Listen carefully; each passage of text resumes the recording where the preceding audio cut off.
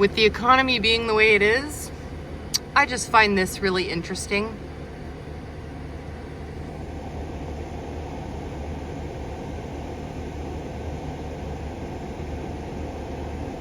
What's going on, YouTube? I am Prepper Princess, the author of Living on Almost Nothing. If you are interested in purchasing my book, I will leave a link down in the description box below. I am doing the best I can to get good lighting in this room, but it doesn't seem to be helping. I turned my guest room into an office and the lighting in here is just awful. So anyway, I want to talk to you guys about a few things. I am getting these comments that I am getting are driving me insane. I recently put out a video about the Great Depression, like if we had a Great Depression, and I just very briefly mentioned in a Great Depression, I'm getting rid of health insurance, car insurance, I'm selling my car, getting rid of home insurance. And there's all these comments in the comments section that are saying things like, better not get rid of insurance if something happens, or I will never get rid of full coverage insurance. It's just not gonna happen.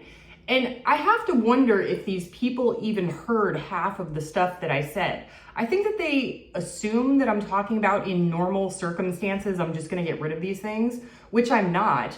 But in a Great Depression, I don't think they fully understand. Like during the Great Depression, all the banks closed, you couldn't get your money. And if you could get to your money, there was a bank run and the bank just closed. There was no FDIC insurance. All your money was gone. They confiscated the money because it didn't exist. Your stock market went down 90%. So if you have $1 million in the bank, you now only have 100,000. If you had $10,000 in the bank or in the stock market, you now have $1,000. And you can't transfer that $1,000 to your bank because the banks are closed. And if you transfer that $1,000 to the bank, they're gonna take the $1,000. And the jobs were gone, you have no income. And I don't think that these people, it's almost like it's a block in their brain, like they think that'll never happen to me. Or they just don't want to think about it. But people are like, I would always keep full insurance. Okay, so you're gonna pay, $10,000 a year to keep insurance on yourself, home, and car when you have no money and no income. Okay, how's that gonna work? How are you gonna do that? Are you gonna go out and earn $10,000 at the job that you have that doesn't exist anymore? Is that how you're gonna get it? I mean, I don't think that money just shows up in my bank account or in my, dresser drawer just magically. It doesn't, and these kind of drive me crazy, but I'm kind of digressing because I just got this new microphone and I hope it works. Let me know if the sound is good. I've got it all, the bass echo and stuff all on standard. So those comments drive me crazy. There's a couple people who always say, you have a big fancy house. My house is not big, it's 1,000 square feet. It's not fancy, it was a fixer-upper that I've been renovating for nearly 2 years now, a year and almost 2 years. And I don't see what is fancy about it. I mean, inherited dresser, Walmart curtains, and paint. And that lamp was from a thrift store that I spray painted hunter green. I don't see, maybe it's the fact that I don't have clutter and stuff in my house and I make it look giant and bright and open and airy. I don't have a giant house. I don't even have a garage, okay? I don't even have a 1-car garage. I have a 6x6 plastic Rubbermaid shed. That's all I've got. But sorry, I don't want to get on a tangent about stupid comments from people who are obviously not getting it. What I want to talk about is, first of all, I'm not a prophet. I'm not a psychic. I don't know if there's going to be a Great Depression in 2025. I don't know. It is an election year and people's thoughts have a tendency to be hyper visualized, hyper excessive, maybe hyper fear focused. And I'm not a fear focused person. When I talk about there being a Great Depression, I'm not trying to scare anyone. I'm not trying to warn anyone. I'm trying to get people to start thinking and maybe preparing. I mean, I've been talking about it for months. I'm giving you guys like an 8-month notice to be prepared. Have extra food. You know, the gas might stop flowing.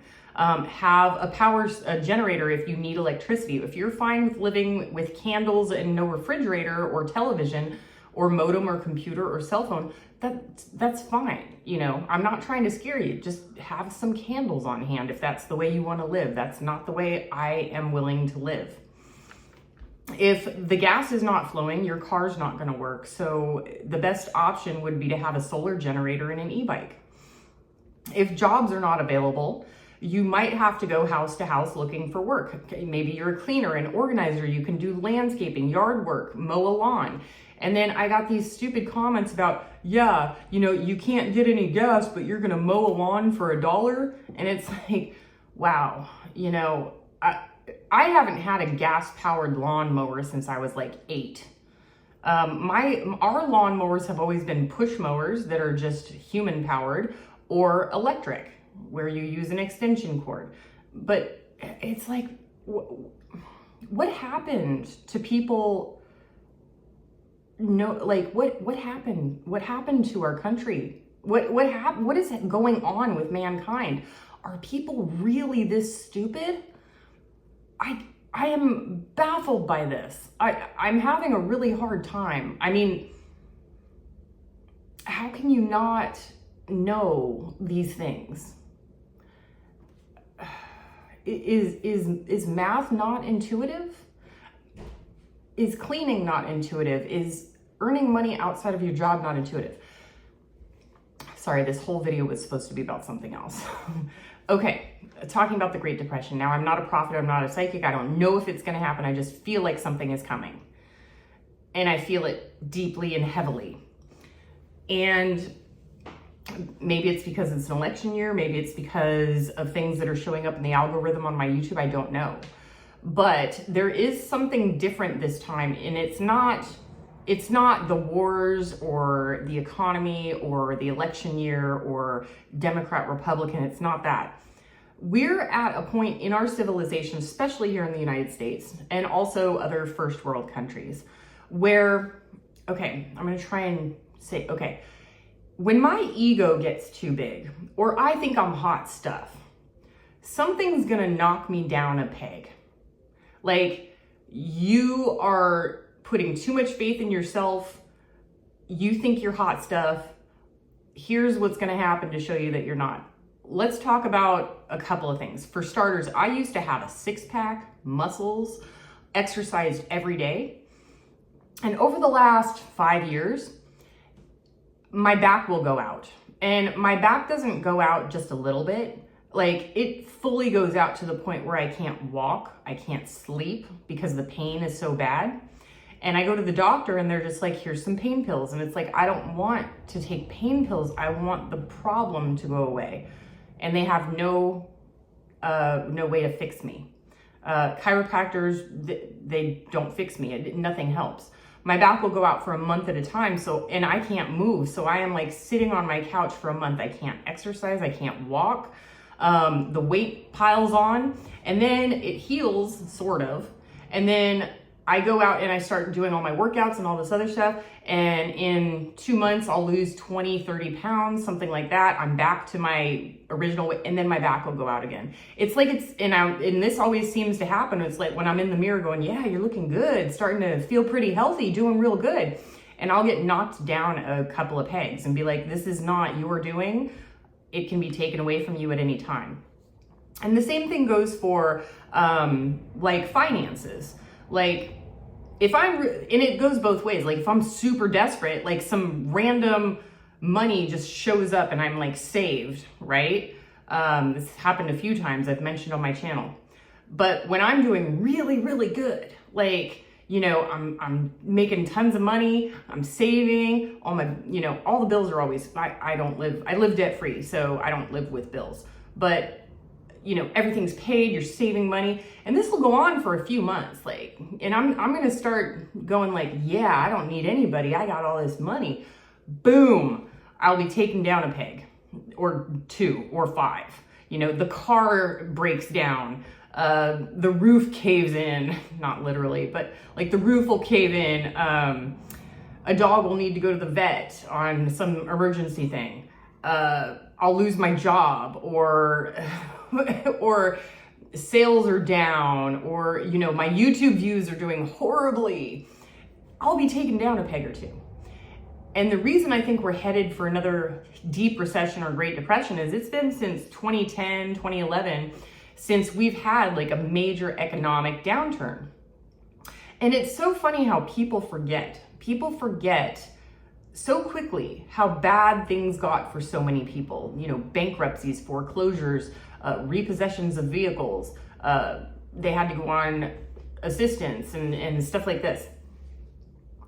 And what I'm noticing on the comments in YouTube and throughout people that I talk to regularly is that people are getting to that point where they're complaining about how bad they have it, but really they don't realize how good they have it. They're just like, I'm getting a feeling of, my poop don't stink, I look good, everything's great, I'm super pretty, I'm super wealthy, I make a ton of money, but they're complaining about the prices of things and how they have to work 2 or 3 jobs and live in mom's basement, while at the same time they've got a $65,000 car. They maxed out their credit cards on, you know, concerts and bar hopping and restaurants, and they just don't know where it went, and new clothes and all this other stuff.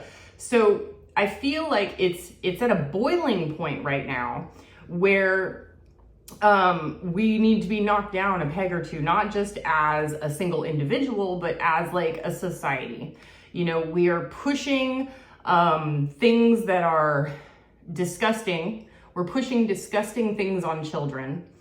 The TikTok and Instagram is just all about like the highlight reel of everybody's life, and they're not showing the bad stuff that's really going on behind the scenes, where they're maxed out in credit cards. You know, their hair's all askew and stuff like that. No, they're presenting the perfectness of what it's like to be a perfect person, because if they don't do that, they don't get the views. And if they don't get the views, they don't get the money. And if they don't get the money, they're back to living in a trailer park. So I really feel like we're at a point where the majority of society needs to be knocked down a peg or two just to recalibrate and re-get their bearings and realize, you know, we had it good. We had it really good. And all we did was complain. We never gave praise to God about it. We never thanked anybody. We became really ungrateful for all these amazing things that we had at our fingertips. And it feels like, and I'm just saying it feels like I don't have any knowledge of this stuff, but it feels like the boiling point has gotten so high that it's like there is no other way. There's no other way for us to come back down to complete sanity and logic unless there is some sort of calamity that happens. Could be a world war, we don't know. It is an election year, we don't know what's gonna happen. Could be our 30 bazillion trillion dollar debt that some of these countries that are not happy with us may call in our debt that we don't have, which would cause hyperinflation. Could be the alliances of other countries, Russia, China, that together, like as individuals, individual USA against Russia, USA against China, no problem. But the two combined might be equal to us. You know, all this stuff in Israel and all these other places where Ukraine, you know, it's just all over the place. And I think that people are just like, oh, they're against there. They don't look at the underlying issues. They're not looking at the underlying stuff. They're just like, we could take them. Not if they combine, you know. And, you know, we saw recently Xi Jinping and Putin getting together, shaking hands, having drinks together, having a little bromance going on there. And we all know that both of them don't like us. And we just don't have the money to fund a war right now. And we kind of don't really have the right type of leadership that is strong enough to protect us. I don't feel protected. I don't feel like I've got a manly man in the, I'm just saying. How many times did Mr. President dodge the draft? 5, 6 times? He just kept staying in college? Just saying. Well, yeah. So that's one of the main reasons. And with all the other stuff at its boiling point, it just seems like it's ready to topple over. It really does. And I'm not worried about it because my life does not change. I live on so little that what I live on, most people could not even understand. Like, if I were to get rid of my, like I say, if there's a Great Depression, I've got no money, I've got no or low income, and I have to live off of whatever's in my house, whatever I can sell, anything like that. I have no problem living on pretty much almost like $300 a month. $600 to $800 a month would be living in luxury if I just got rid of the insurance. But I have insurance right now. Those are the majority of my bills. I pay over $500 for medical insurance. It is, I believe, $4,000 a year now for home insurance. Car insurance is $50 a month. So it's like all the insurance are all my bills. So if I just got rid of the insurance, what do I have? You know, I don't have an electric or gas bill because I have solar. So it's just pretty much water and garbage, you know? So it's, and food, but I have a year's worth of food, and I'm learning how to really, I'm learning how to forage and garden and grow and stuff like that, but I haven't had to buy fruit or leafy greens in a year. And right now I'm growing, oh my gosh, I'm gonna have a watermelon problem here pretty soon. Too many growing. I'm gonna be giving some away.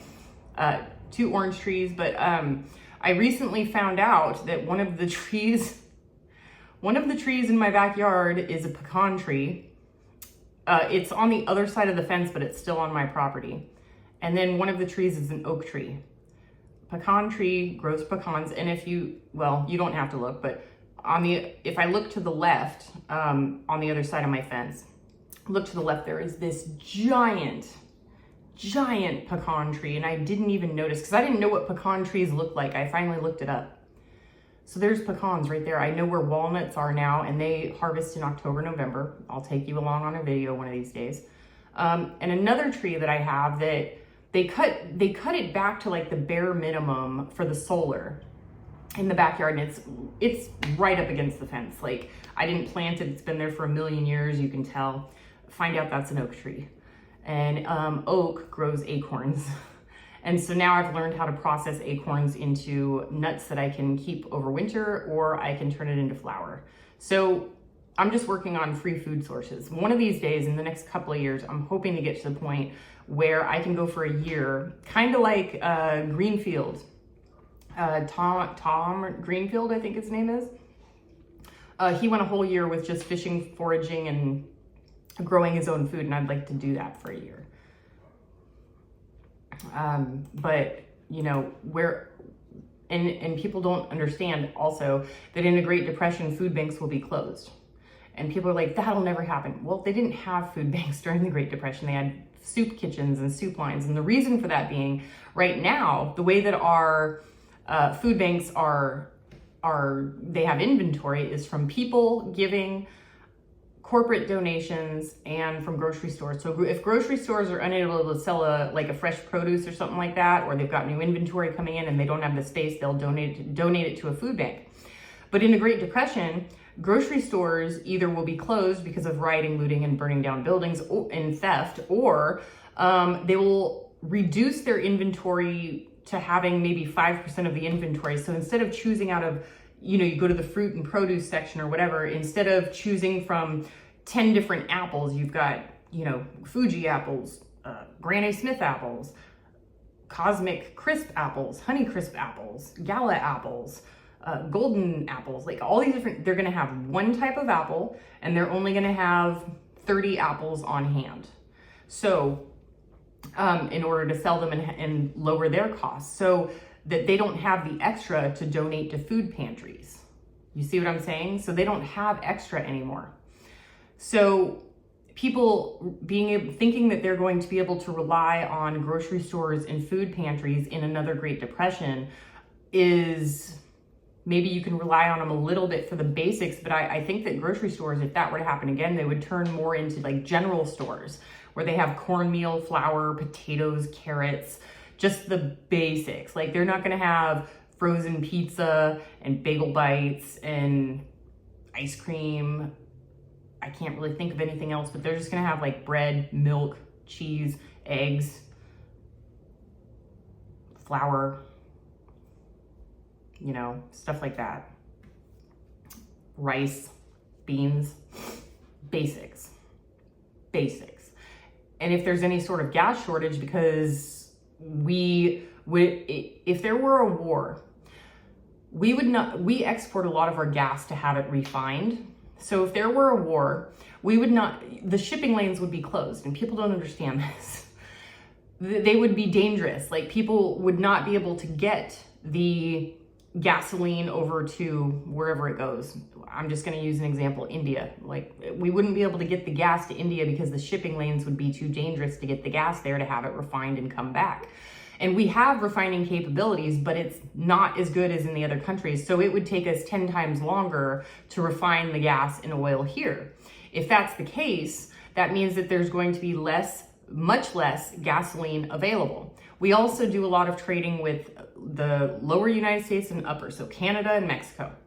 And these pipelines would more than likely also not be safe because they could be ready to be attacked, or they might be using their oil for the war effort and they wouldn't be able to export it to us, that type of thing.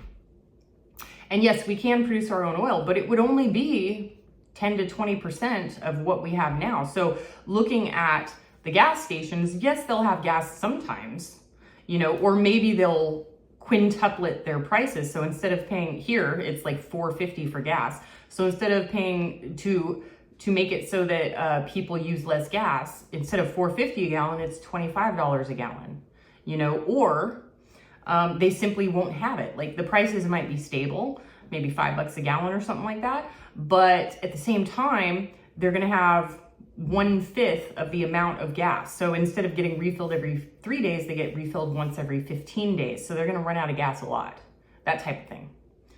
I'm just saying, I'm just throwing this stuff out there because you really need to look at the stuff lying underneath. And the biggest thing that I'm seeing is just people who can't cope. They can't they can't think outside the box. They can't, it's like they're just so high on their pedestals, you know, so high up there that it's like, you can't just take them down a notch or two. You need to punch them in the gut on the way down, because these people are, and it's not just some people, it's most people at this point. Most of my viewers who are regular subscribers, you guys are frugal people. You know what it's like. Like, you know what it's like to talk to your friend and then your friend is bragging about how much they spent on something while you're sitting here in your mind not saying anything because it's rude, but you're like, why on earth would you pay $1,000 for that? I just got the same thing for $20. Like, you know, that type of thing. But you never say anything because you're polite, you know? You want to keep your friends. But yeah, I think that we've gotten to that point, and in my life, whenever I get to that point, I get knocked down quite a bit. Sometimes devastatingly so. Like a dog will die, or I'll have to go move, or something like that. So I think that it's time, and I want everybody on here not to be scared. I'm not trying to fearmonger anybody. I'm just trying to get you to be prepared. Think of alternative options. Instead of gasoline, e-bikes, e-scooters, regular bicycles, rollerblades, skateboards, anything that you can use for an alternative form of transportation because gas might not be available. Electricity, you know, not everybody's going to be able, I'm sorry, I'm getting too far into this, but I think that you need an electric backup and you need a transportation backup and maybe a communications backup. So if you like watching TV and you've got streaming or cable, you know, I think you're crazy if you have cable, because I've always streamed, but buy an antenna. They have $20 antennas that are a 750-mile range. Recently, I think I filmed it maybe, my internet went down for a day.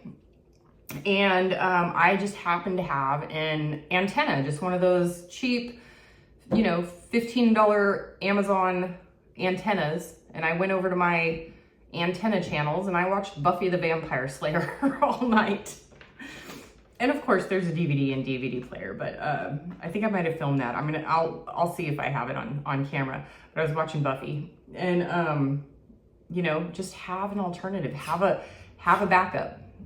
Maybe a small battery powered radio in case the electricity goes out and you want something to listen to. You can listen to the news or talk shows or something on a radio. Just start thinking outside the box, people. And these preparations are not as expensive as they used to be. I just did a product review. I don't know if I'm hopefully it'll come out soon. But a power station that's like 2,200 watts and it sells for like $500. 2,200 watts used to be $4,500. The prices are just so low. I mean, it's time to buy. All right, folks, that's what I got for you today. Let me know if you agree that we're at a point where society needs to be taken down a peg or two. Those people who commit those crimes, let's see them try and commit those robberies and crimes when people have no job and they're home 24 hours a day and they're armed. I'm just saying, let's see how long that lasts. All right, folks, do what you can with what you've got. Prepper Princess out. So this is ironic. The internet is currently out. It's late at night, but I purchased an antenna, which is that blue light that you see under the TV. And I have the antenna, it's this little thing that goes up. It's in my window. I have 13 channels and I'm watching Buffy. How cool is that? I don't even have Buffy on my streaming. But yeah, internet, hey, old technology is good for some things, right? It was either this or a DVD player. Watch one of my DVDs, but hey, antenna, who knew? Rocky, you're famous. You're famous. So I got Rocky from the Animal Rescue Foundation. And he's in the magazine. September 13th, 2017. Rocky was among 150 animals we helped evacuate from Broward Humane Society in Florida ahead of Hurricane Irma. Look how young and buff he looks. My goodness. My goodness. Oh, that was 7 years ago, cutie. Oh.